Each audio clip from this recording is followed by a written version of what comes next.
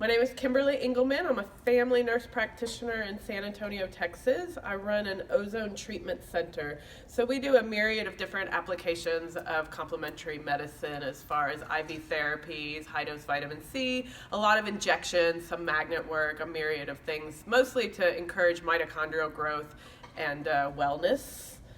We've been doing chelation for about the last 4 years. I came back this year to get recertified in chelation.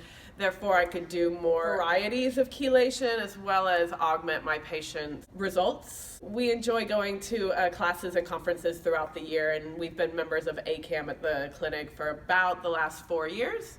I enjoy coming here and learning, and most of all, I enjoy interacting with all the brilliant other providers that are here.